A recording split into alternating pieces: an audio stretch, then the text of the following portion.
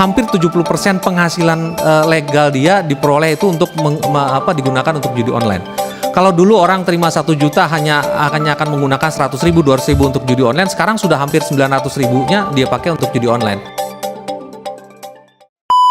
Yang perlu diketahui bahwa PPATK saat ini terlibat di dalam satgas terkait dengan judi online, yang kemudian kemarin baru saja dirapatkan dipimpin langsung atas perintah Bapak Presiden Prabowo, dipimpin langsung oleh Bapak Menko Polkam. Dibentuk ada 5 des, salah satunya adalah mengenai judi ini, dan PPATK terlibat di seluruh des yang ada. Jadi apabila kita melihat perkembangan judi online, saat ini memang terlihat kecenderungan naik dibandingkan dengan periode sebelumnya. Ini kalau kita bicara tahun 2023. Next slide. Nah, kalau bicara transaksi perputaran dana judi online per semester 1 saja sudah menyentuh 174 triliun rupiah.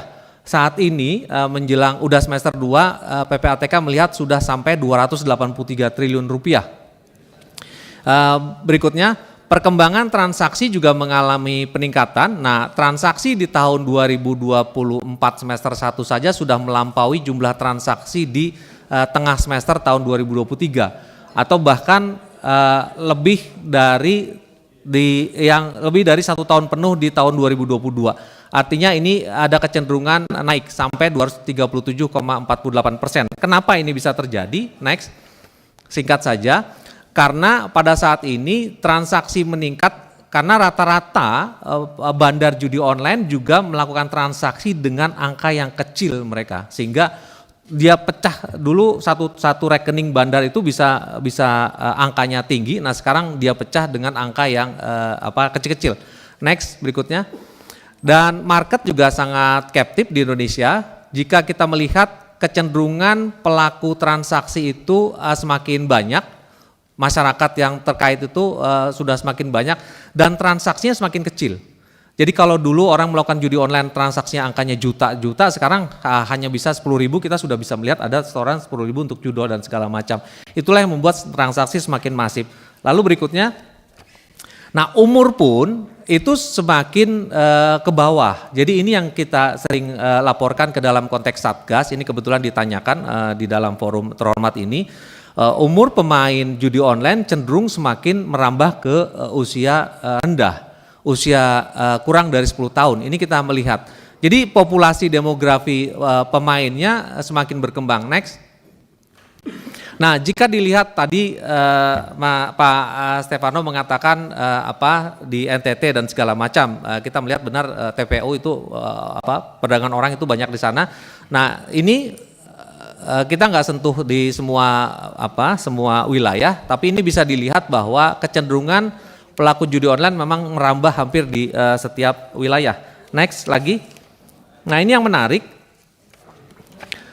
Penggunaan dana judi online dibandingkan dengan penghasilan, jika kita lihat penghasilan orang dibandingkan dengan berapa yang dia pakai itu sudah sampai 69, hampir 70% penghasilan legal dia diperoleh itu untuk digunakan untuk judi online.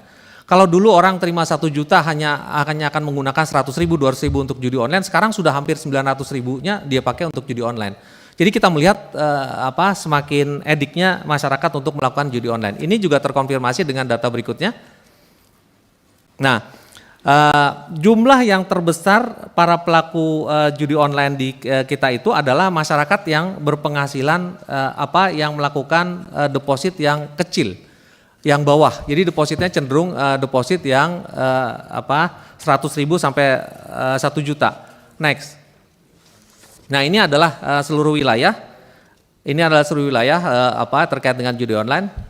Next lagi 2 kali. Nah, Bapak-bapak dan Ibu-ibu, ini sekaligus menjawab bagaimana peran PPATK dalam konteks judi online ini. PPATK terlibat di dalam beberapa satgas judi online.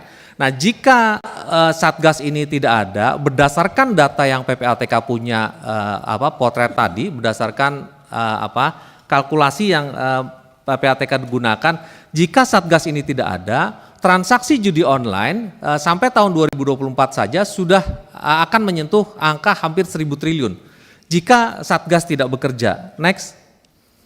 Nah, dengan pola intervensi yang ada sekarang, diprediksi sekarang sudah menyentuh 283, diprediksi sampai akhir tahun transaksi terkait dengan judi online itu menyentuh sedikit di atas 400 triliun jika Satgas bekerja seperti saat ini.